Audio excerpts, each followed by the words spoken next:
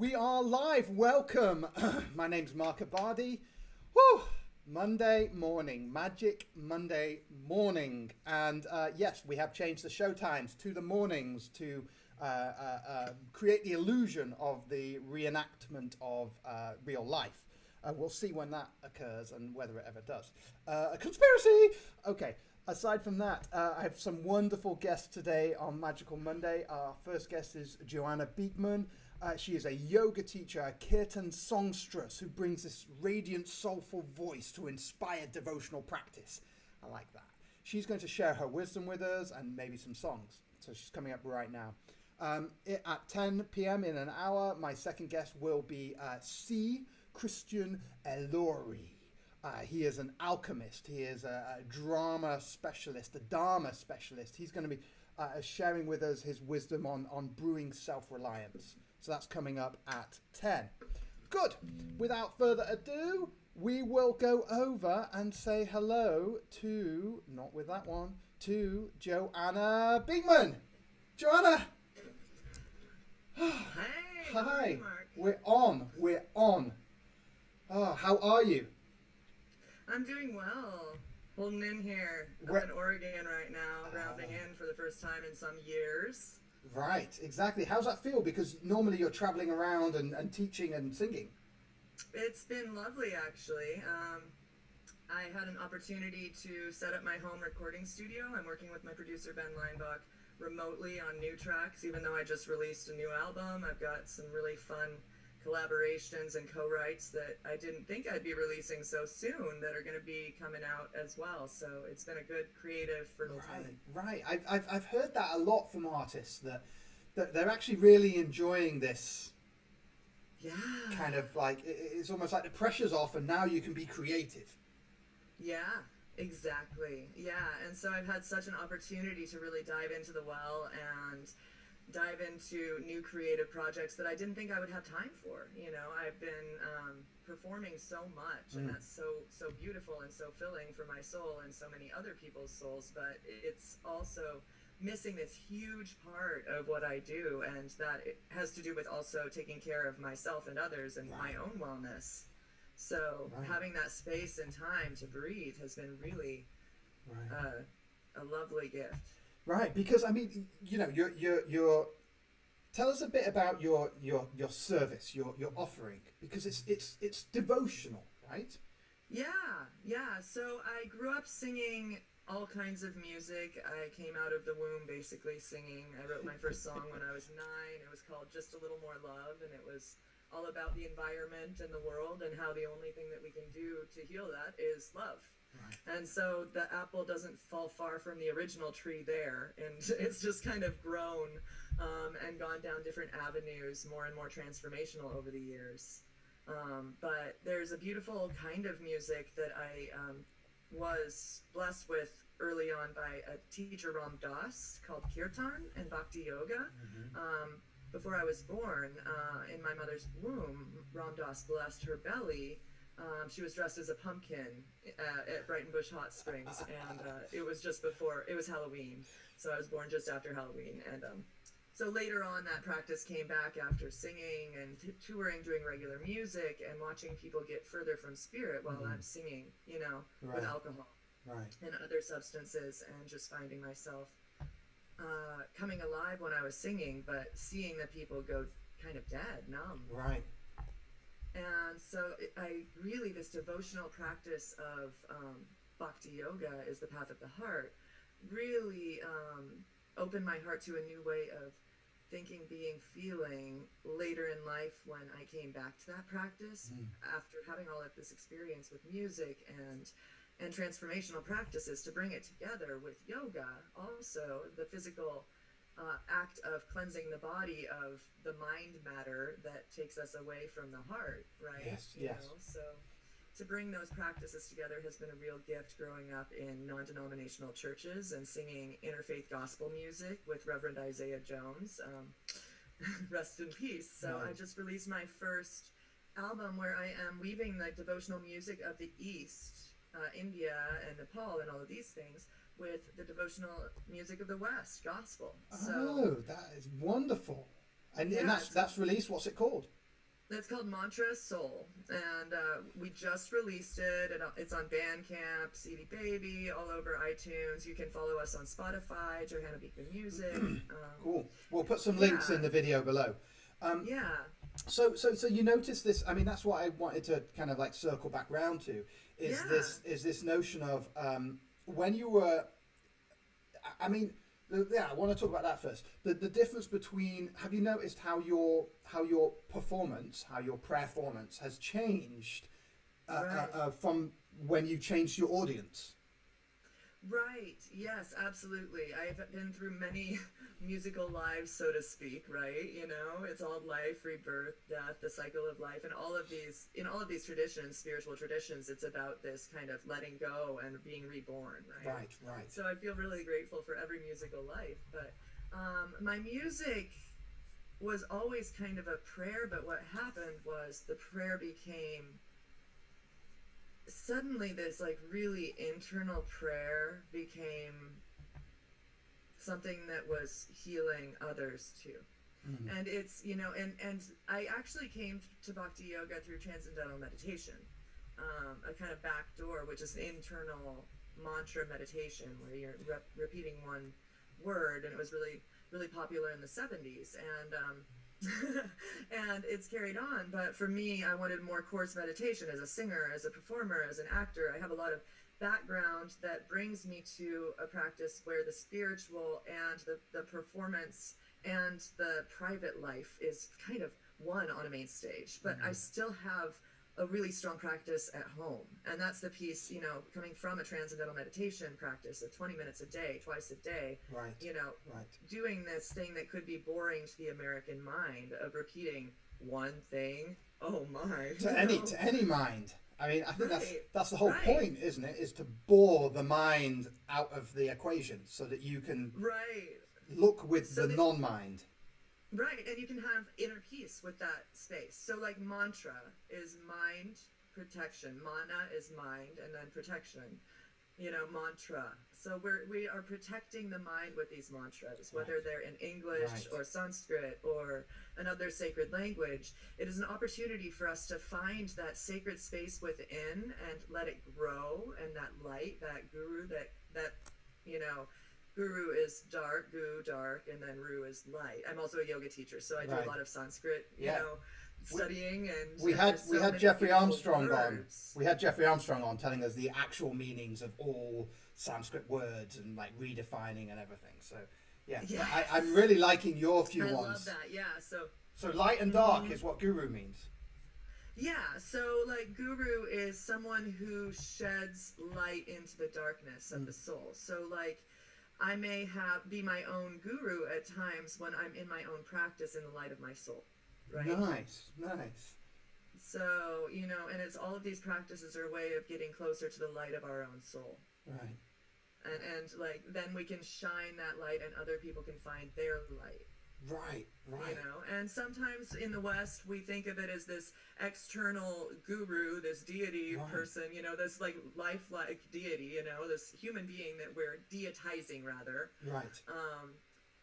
And instead of having, you know, we are humans, and the practice is to find center and share center for others to find their center, not for me to tell you what your center is. Right.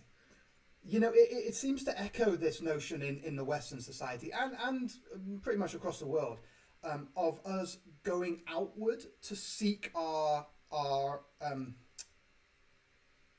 goal, our conclusion, our greatest self.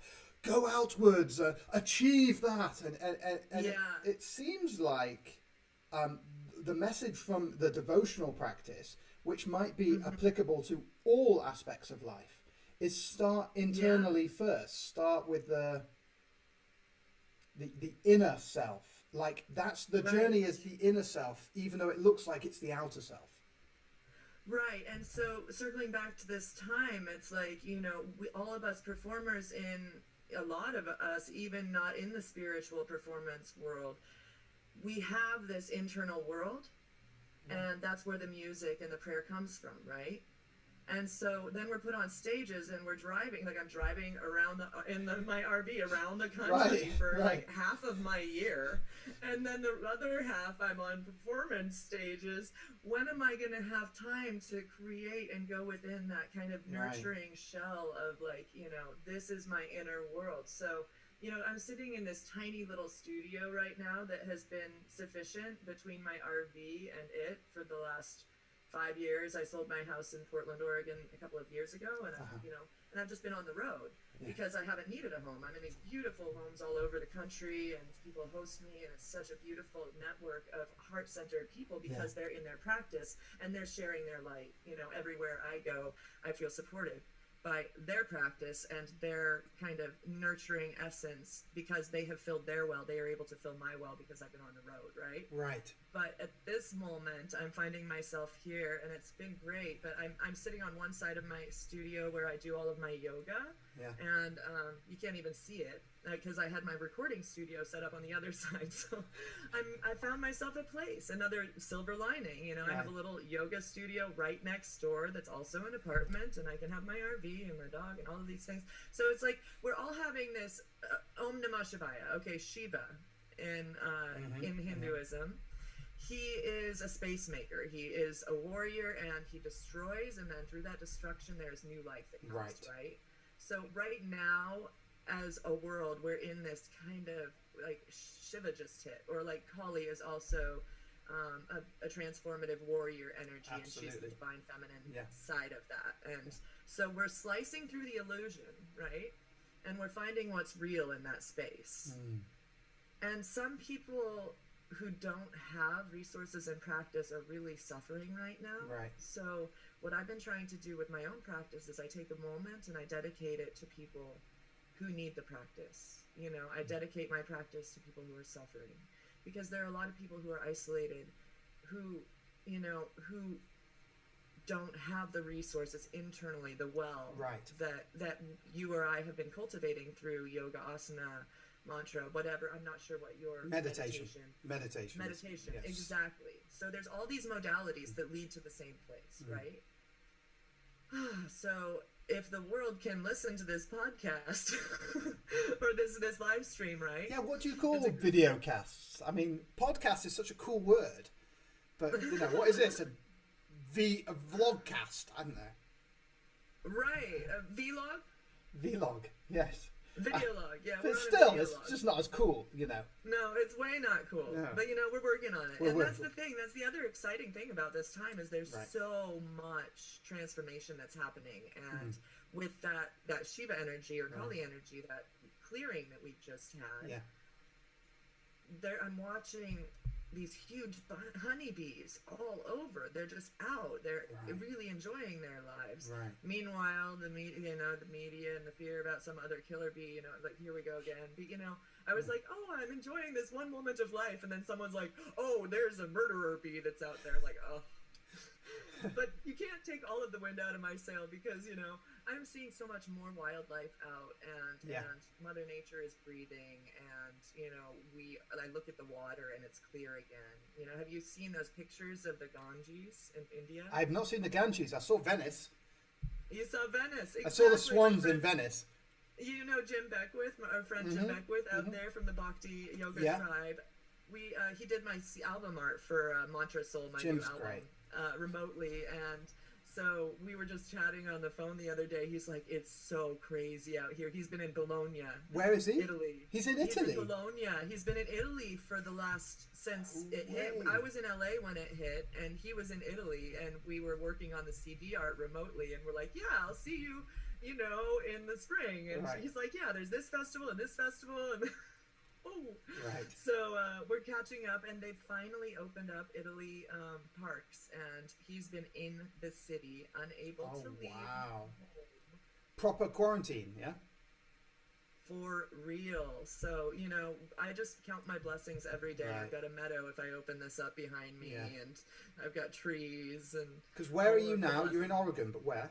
I'm in Oregon. I'm in Corvallis, Oregon. It was my land of birth, and I sold my house in Portland, Oregon a couple of years ago because Portland just kept growing, and I'm in these huge cities all year round on tour, and I don't want to be in a city between, again, for the same reason that we were just talking about, to have this moment to go back into the creative well and plant the seeds in the darkness in my home and then come out and share them with the world. And I can do that from an RV pretty well, but you know.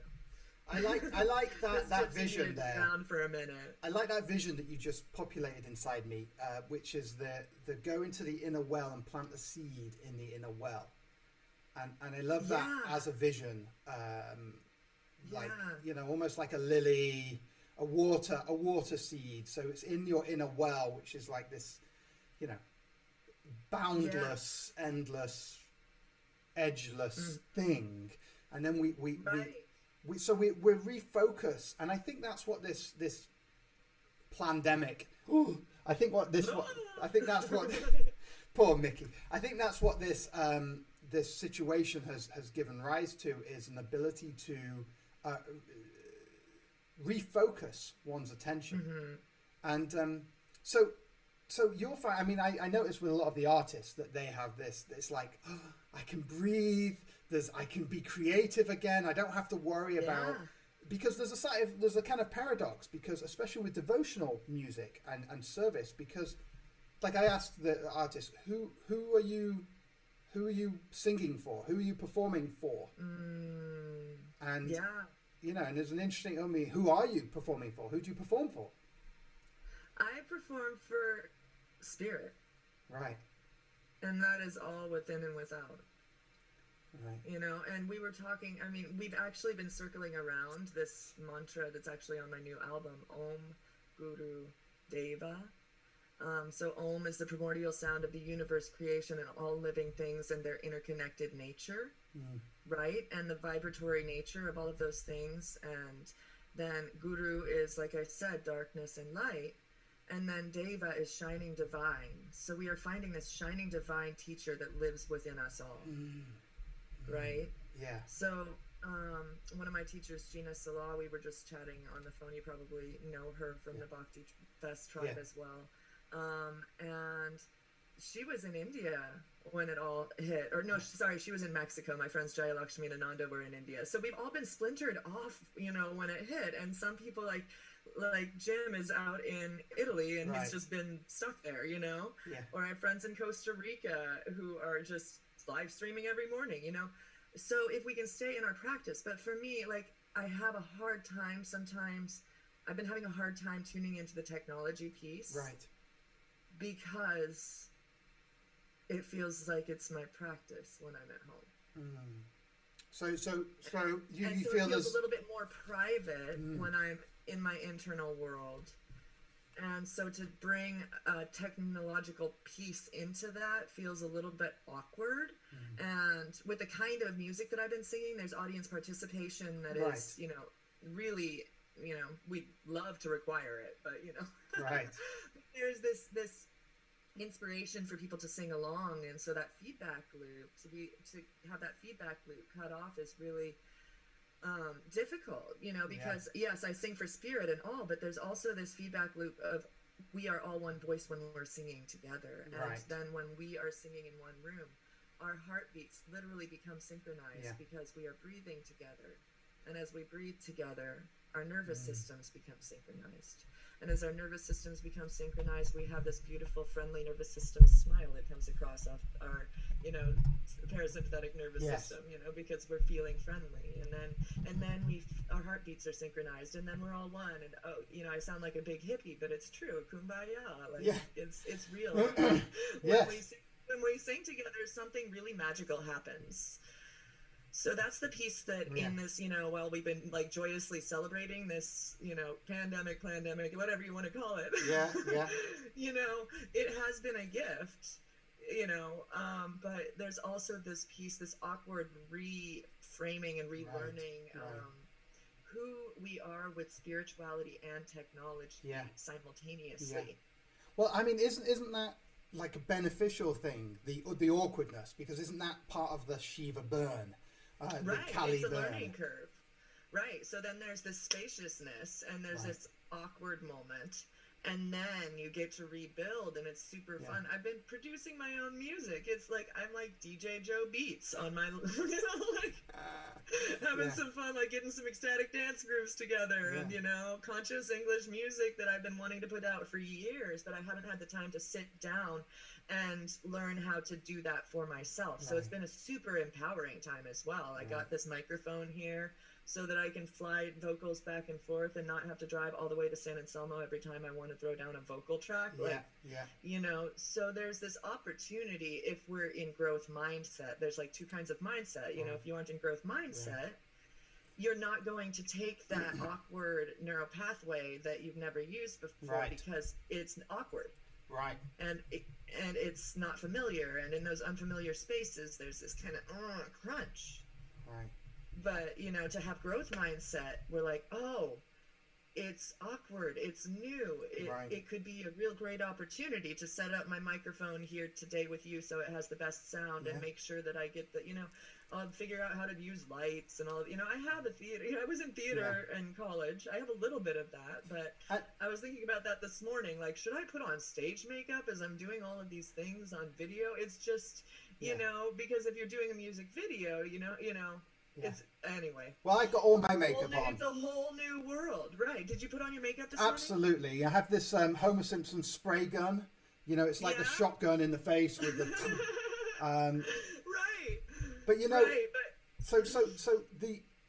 Because on a stage you put on your makeup, but you're in my home now. Right, and so the vulnerability of that, because that's got to be more vulnerable, because it's more intimate, because it's inside your private space. Right. But I think what's important here is perhaps that the intimacy and the vulnerability is actually some way necessary for the growth. Yeah. I absolutely agree. And with that intimacy and that vulnerability, we are, again, able to circle back to center. Right. And, because when we have these moments that are awkward and there's room for us to grow into a better, more dynamic, changeable, flexible human being who's enraptured in joy going through the world, we need to do the hard work of getting there. Right. And so like when I sit down to meditate or I sit down to practice, do I always want to? No, but I create the conditions for the practice. Right. And feel the burn. I have my yoga mat out so that maybe I'll step onto it. Right. So create the structures for like before you're feeling the discomfort of like the resistance. Right. Create the structures so that that when you wake up in the morning, like I did, I have my covers on my couch, have all my snugs, I have my eye mask, so that when I wake up at 7 like this, like, I don't want to get out of this warm bed, but I get out knowing that when I trundle to the lounge to sit and do my meditation, I've got all my snuggy covers and all my nice things that I like. I snug up and then I go, okay. Right. It's not so bad when you have the conditions set up so it's something that you want to do. That it's to create the conditions where your dishes are not something, having the mat out so that you can do the dishes with God and then put the dishes away. Dishes with God, I love that. Right? So there's these like practices of like, okay, I don't really like doing dishes, but man, when I do the dishes, I could do the Gayatri mantra, or I could do, or I could recite this poem that is so profound during this time, a Mary Oliver poem, or whatever it is that's your heart's magic at that time to make everything a prayer is the invitation of a time like this. So I mean, have the structure ready. That seems to be like an important. It's almost like I do a lot of house clearing for people. Like I clear spaces, clutter, and one of the things I say is there's no point starting to sort through your clutter until you've got somewhere to put everything. So the first step is to create shelf space or create storage space, or like, if you're just got a room full of junk and you've nowhere to put it anyway, then you'll just move it from one side of the room to the other and it will never get processed. So it's like, have the structure ready is what I'm hearing from you. Have the structure, have your mat out, have have your candle, have your sacred space set. Yeah. Yeah. And then do it with prayer, do it with appreciation. Or one of the things that my teacher says is, you know, when you sit down to meditate, the list comes, right? Right. So instead of fighting the list, have a piece of paper here, like you're doing right now. I notice you're taking little notes. Yeah, I like to take notes. I'm barely noticing, you know, because Z calls it BDI when I have to look away and I'm not looking at you. One of these days I'll figure out how to do these without the headphones. I couldn't figure out how to get it with my mains. But, you know, again, the learning curve, great. But yeah, so to be able to take that moment where you're like, oh, I just got distracted, instead of shaming yourself, oh, I'm a bad meditator, I'm never going to get good at this, and da-da-da-da-da, having the pen and writing it down and letting that be a prayer too, and then emptying the mind of it. Right. Well, surrendering your attachment to it. I think that one of the keys with the meditation is not to try and solve the mind's needs. Yeah. And it's not to engage the mind like, shut up, I'm meditating, stop it, you're bad, you know, to like just instead, as you say, put it somewhere so that you know it's taken care of, you know that it won't be lost. And then kind of like gaze elsewhere. Yeah. In a kind of curious acceptance of whatever's coming. Exactly. Yeah, and it is that's I love that curious acceptance. That's like a beautiful way of speaking about non-judgment. Right. You know, like curious acceptance rather than judging this moment as being anything but what it's supposed to be, because it happened clearly, so it's supposed to be exactly where we are. Right. Exactly, exactly. So, or I could, you know, Byron Katie. I learned the work of Byron Katie. I don't know if you're familiar with some of her work, but it's an inquiry process. And I had the opportunity at 23 to be introduced to the work and then flown by a participant at this weekend immersion to the School of the Work to learn how to be a facilitator. Wonderful. So that was such a transformational thing in my journey. And that woman who sent me there, she had worked on the set of Pay It Forward at some point. She's still one of my teachers in LA, and she taught me transcendental meditation. It's like, you never know how the paths of life are going to send you to your ultimate spiritual practice. And the work ties so much into this, you know, non-judgment, inquiry, awareness of the moment rather than judging the moment, and just being present with this. What was that you said? Curiosity? Oh gosh, don't ask me what I said. Curious presence, I don't know, who knows, these things come from the ether. They come from the ethers. They are coming from spirit. They're just channeled anyway, so how would we be able to rewind? Right, exactly. Like, you know, spirit's like, here you go again. No, that was just a download thing. As Jacob Lieberman says, remembering's for liars. Yeah, I like that one. So do you have you got any? Do you want to sing some music for us? If you're not set up, that's fine. I did not tune up my guitar because I thought we were going to play something from the album, but I have a harmonium. It's up to you. If you wanted to, I would just notice that you got your mic, you got your headphones, you've got a singer on the line, you know. It's just all cool. Just a second, you know, can I try to play? I think if I play a track through here, you'll probably be able to hear it. Absolutely. I might be able to play the backing track for Om Guru Deva here. Yeah. And then what? Sing over it? Or I'll sing something right from the album. Let's see how that works. We'll see if it plays. I've never done it before. I did it for a church service the other day. It was lovely, but it was a pre-recorded thing. Right. See, these are one of those growth curve moments. They are, and I think it's all great. It's all good in the hood. I mean, imagine what we would do without the internet. Yeah, exactly. I found myself I actually have a little story to tell you. I was in LA, like I said, when it hit, and I have a friend, Michael J. Downey. He has a beautiful album called Awakening, and he had me sing on it a few years ago.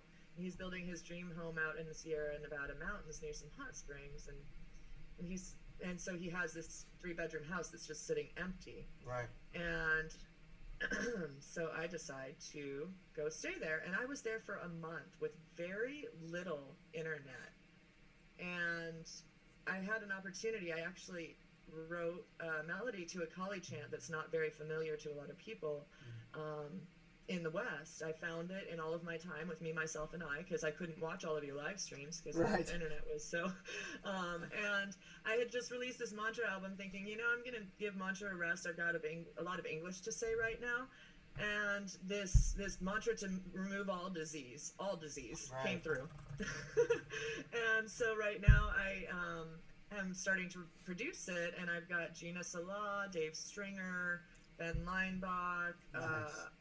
the Bhakti House Band in Texas, Jim Beckwith in Italy. Yeah. We're getting people from all over Amazing. the world. I had the Bhakti House on last week and Dave Stringer the week before. Yeah, Great, so it's great. just great. We're all just sitting here hungry to give the world Right. something that can help. Yeah. So that's a real great opportunity. And then I'm also tracking a beautiful prayer that's partially in Hebrew with an artist named Mikey Pauker about loving your neighbor as yourself that we wrote last summer. Great.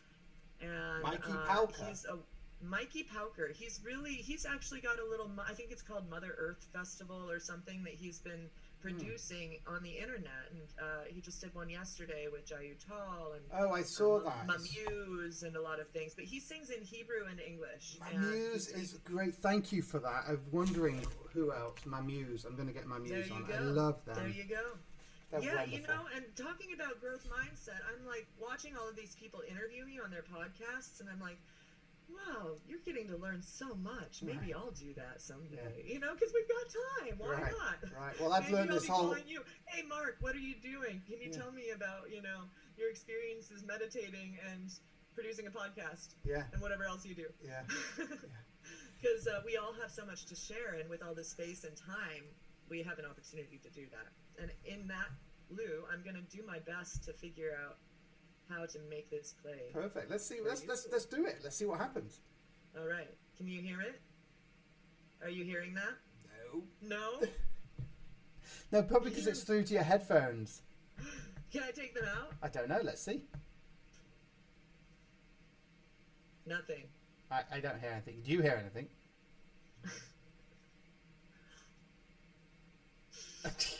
Can you hear anything? I can't hear anything. No. So. Okay, I'm gonna play you a song. Cool. See, this is the other thing. I rarely play without a band. Right. And without tuning up. I remember when the last time I think I saw you, you came to a house party of mine and you played. But there was this, you wanted to tune up, obviously like a professional. Yeah. And, get it ready and what have you. And it must be very vulnerable for you as a professional musician to be put on the spot live, blah, blah, blah, to have to perform without it all being perfected in music. Exactly. I've been so blessed with this incredible producer, Ben Leinbach, who makes everything sound like gold would sound. Right, gold would sound. So it's a really beautiful opportunity to strip it down. I did this in a class. I'm teaching every Friday at noon through Nam Yoga in Los Angeles. I'm teaching a series on tools for uncertain times, self-care tools for uncertain times. So I'm doing four kinds of classes, and one of them is lullaby yoga, which I've been traveling the country with, where I offer restorative yoga while I sing sacred sounds and with healing instruments and sound vibration and mantras. And it's been really beautiful to share it all over the country. And so I'm doing that, as well as a course on trauma tools, which is really important during this time. Absolutely. And what that's musically or? I'm doing music and teaching, so it's a mixture of yoga and music. But yeah, trauma tools is somatic tools for recovering from small everyday traumas and larger traumas. So I use yoga modalities and sound modalities to clear us, so to speak. And then I do a Free Your Soul's Voice play shop, so it's rotating every week. We do something different, and then I do a mantra meditation where it is just music, and I talk a little bit about the neuroscience of what's happening in our physiology while we're singing. Excellent, wonderful. Well, let's see what you've got. Can you hear the guitar? Absolutely. And I'm going to try and put you full screen. I've just got to do a bit of editing, but you carry on. I'm doing something in OBS, as they call it. This is a song called The Earth Beneath Me, Jai Shakti Ma. And it's off of Mantra Soul.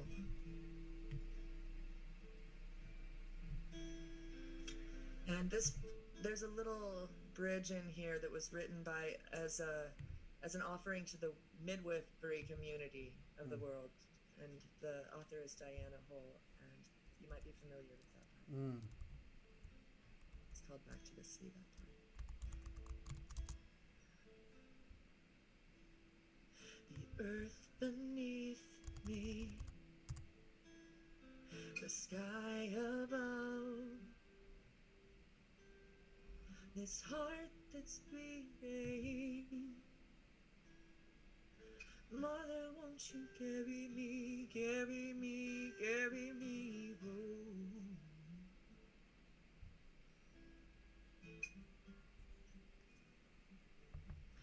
I'm coming home. Oh, oh.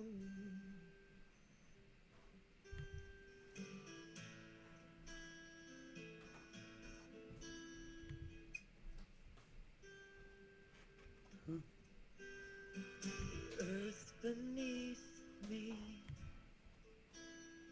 the sky above, this heart that's beating.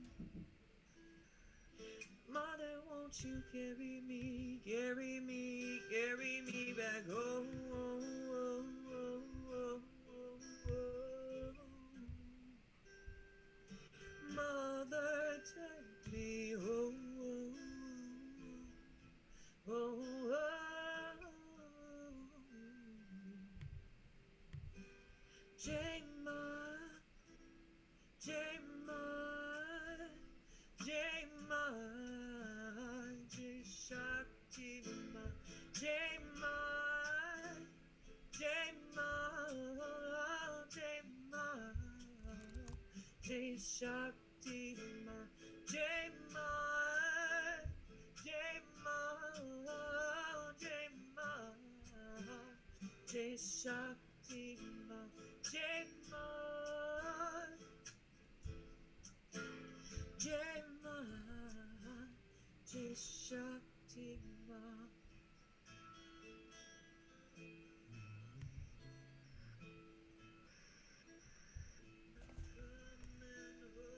The earth beneath me, the sky that's parting, this heart that's singing. Mother, won't you carry me, carry me, carry me, the earth beneath me, the sky that's parting, this heart that's singing. Mother, won't you carry me, carry me, carry me back home? Oh, oh, oh, oh, oh, oh. Mother, take me. Oh, oh, oh, oh, oh, oh.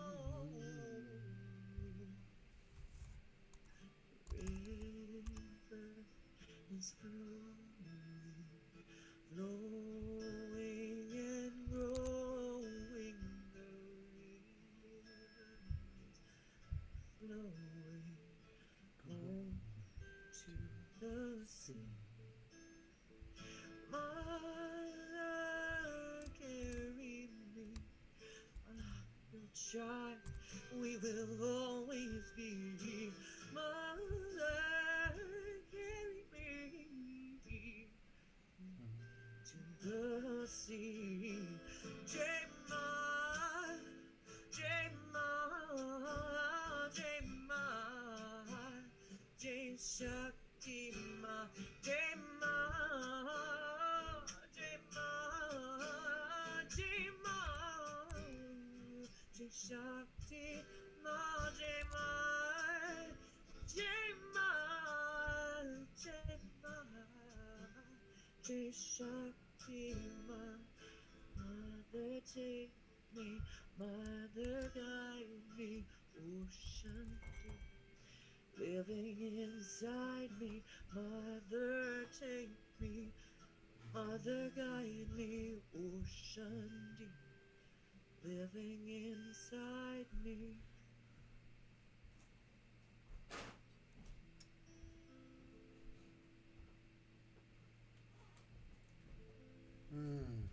Beautiful, great sound. Great sound, sounds great. Yay! That was fantastic. I love the blend of the Sanskrit and English, basically. Sometimes I throw some weight in the water there. That's on the Mantra Soul album, just to honor the gospel. But yeah, it is so important. I think there's mantras in in every language, not just sacred languages. We can create our own mantras at home. You know, that's an affirmation. What are we doing to take care of ourselves? During a time like this, to spend time, look in the mirror, and give ourselves a loving affirmation of some sort, whether it's just, you are healthy. Because if we believe that we are healthy, we will be healthy. Like a homemade mantra. Yeah. Homemade mantra. You heard it first too. So is that song on your album, by the way? Yeah, that's on Mantra Soul. I have 3 devotional music albums. One is called Heartbeats 1. One is called, and that one is more of a kirtan album, and it has been Heartbeats 1, that song has an anthem quality of its own, a prayer to heal the world of its own. And then I have a more restorative sound on this album called Beyond Love, Soothing Songs for the Soul. And that one was developed to go with my lullaby yoga class experience. So I'm offering mantras that are super soothing and to our parasympathetic nervous systems. And then this one called Mantra Soul. Lullaby. And I'm working on an English album that is called Spirit Song Soul. And so that's going to gather up all of the radiant energy that I have cultivated on the road over the years and sharing old and new songs in English. Right, but still with that devotional focus. Yeah, so like what were we just talking about? Mantras in English, self-made mantras. Not so cheesy like I am love, I am light, I am all of the things. That happens a lot. There's and I might say a lot of loves, but but having really transformational qualities from a different kind of realm. How can we transform our quality of life through sound vibration, and it's I have a really upbeat song about empowering the divine feminine goddess, and my project called Shakti United that I spiritual Lilith Fair, so to speak, that I founded a few years ago. I'm thinking of doing some online Shakti Uniteds where I bring together female voices from all over the world, where we sing together and remotely, but because I think it's important for us to heal with the sound of the divine feminine at a time where the masculine is so strong. Absolutely, and also at the time when the masculine energy is so wounded, because it is so wounded. Yeah, but and also this pandemic, and it has the feminine within it. So for us to the feminine contains the masculine. And the masculine contains the feminine. It's all one, and we can't have one without the other. I think what I was going for just then is the masculine damage in terms of masculine energy is kind of the go out and do, like the arrow pointing and now during this time. No one can exactly like a lingam. No one can really go out and do. So the masculine energy, even though it's been so dominant on the planet for so long, during this time is kind of like crushed. Right, that solar energy of go out and get. Right, everyone has to sit inside the feminine. Right, and the masculine is supposed to provide, hunt, out in the world, right? Hunter. In that construction. Well, so now it's all about a time for us to all rebalance and figure out, like, for the men to figure out where is my feminine, and for women to be like, oh, how can I cultivate my masculine even though I'm not able to get out? Because a lot of us, we all need to balance it. Absolutely. And that's a lot about what this kind of the Hindu mythology and kind of what I've been doing with yogic philosophy is. There is a divine balance within each one of us when we are, again, back in that centered conversation, where the truth is just known because we're in center. We don't need to steal masculine energy, if it's me, in order to feel empowered or to feel like I need affirmation from externally, because it's within, like that love. I mean, I sound like a bumper sticker, but no, it truly is true. That's the problem with truth, is it can be very cheesy. Right. But if I'm hungry for the masculine, I'm going to run the masculine away. It's not going to want to come and hang out with me, right. Well, that's an interesting point, because there's that notion of relationships where one is chasing the other. It doesn't lead to the combination. It leads to the runaway. It's like there's this notion that opposites attract, but also like attracts like. And so you've got these, like when you put two of the magnets together, the same sides, they kind of repel. And so somewhere there's that process happening, as well as the opposites attract process happening. Exactly, yeah. And so part of one of my things with Shakti United is bringing in the voices of the awakened masculine and bringing in an opportunity for us to share how to heal the masculine energy in the world. It's not just about women and our voices. It's about having allies to help create that change in the gaze and the way that we are treating each other and seeing each other and objectifying each other, and or not. Would be, and experiencing each other for all of the dynamic worth that each human has. And so the Shakti, like I was singing Jai Ma, Jai Ma, Jai Ma, Jai Shakti Ma. Shakti is the divine swirling feminine energy so that we were talking about Shiva. So Shiva propels creation and destruction, right? But Shakti, she is this creative force, right? This super powerful, creative, giving, birthing life energy, right? So without Shakti, Shiva can't propel his creation. It would just be sitting there in meditation with him in the woods, dissolved for years. You know what I mean? Because that's what Shiva does. But he's also, right? But he's dreaming up this whole thing. But without Shakti, it would not be able to move forth into the world. So what you were talking about, men being the arrow and that like kind of propelling energy, we all have that, Shakti is more swirling. It's not so straight. Right. If that makes sense. Yeah, it's like absolutely. We get there. You have a, if the you have a girlfriend. The whirlpool, right. Yeah. Right. There's, it's a different language that we speak, but to be able to be open to me learning your language. And you sharing your language with me so that we can see eye to eye and then figure out how to get out of this paradigm by having a common denominator and healing. Yeah. Wonderful. So you're going to collect the female vocalists. Are you going to do the thing that they're doing now? Dave Stringer was telling me about this, so maybe you could talk with him about this, the tech, but the notion of recording and then passing it on. Like you just record yourself and then pass it on, and then somebody listens to you and sings over you, and then passes that on, and then it's just like a cumulative. Yeah, actually, I have thought of that, and that's part of all of these tendrils of me connecting. Stringer is going to be on that track that I was talking about, the mantra for removing all disease. I haven't figured out what to call it. That's too long. But, but yeah, so we've been chatting about that, and we've been trying to figure out the technology of how to do a live concert together for a while with the man Jeffrey Fresh up in Washington. Right. We're kind of figuring out how to, and there's Jam Kazam and a bunch of different, so if you hear of anything through all of your talking with musicians about something where it can happen in real time without any glitches, because I think we'll be testing it at the end of the month. Right. Well, I think the key to everything is your upload speed. I mean, having decent internet. Everyone, on the Ethernet. Yeah, I mean, oh yeah, absolutely. Forget Wi-Fi. Yeah. I mean, I've just upgraded to a ridiculous amount, so which is why I've not got static anymore. But I just watched one of my first shows, and it's like cutting out, and like I'm half speaking, and it's like irksome as they say.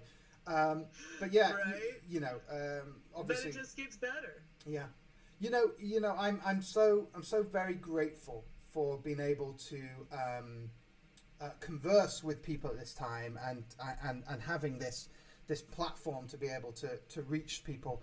And it's not necessarily, you know, our family and our community who are already inside a practice, and as you said, people with practice are finding this time beneficial because they can go into their practice and they have the resources.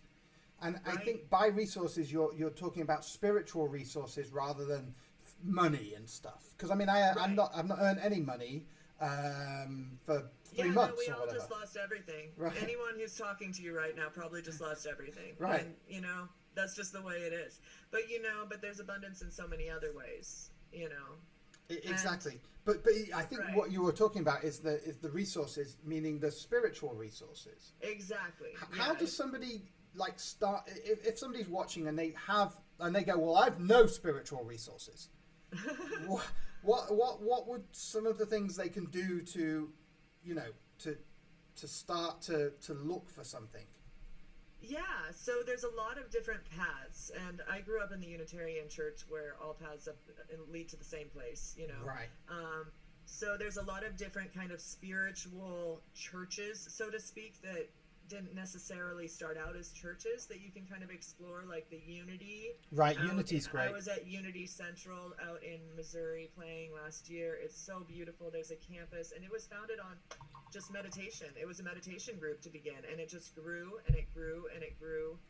And now they have churches all over the country, and they preach a lot of different kinds of gospel. So you hear a little bit about the Bible, you hear some about Hinduism, you know, and then there's also Center for Spiritual Living. If you want to go a quote unquote spiritual religious route. Right. And that can be really scary for people who have been wounded by religion to even talk about any of that. Yeah. But there are resources there. Right. If you're able to go and with an open mind and say, it's not the Bible Belt, it's okay, I'm safe. Yeah. You know, because some people have real wounding, talking about wounding around things. Absolutely. But yeah, there's right now is the perfect time to tune into spiritual resources because we're all sitting at home sharing it for free. Right.